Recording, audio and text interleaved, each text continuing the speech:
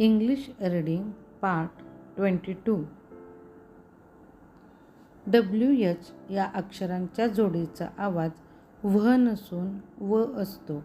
म्हणून जेव्हा WH ही जोडी शब्दात येते तेव्हा आपण त्याचा आवाज व असा घेतो. WH व. विल. विल म्हणजे चाक.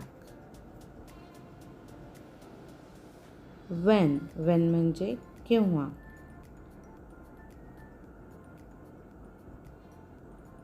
व्हॉट.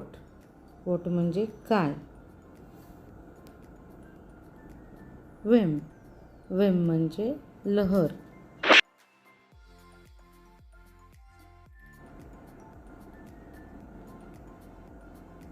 व्हील्स.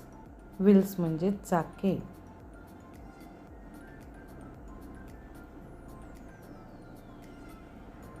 वॅक. वॅक म्हणजे जोराचा तडाखा. विच. विच म्हणजे कोणते.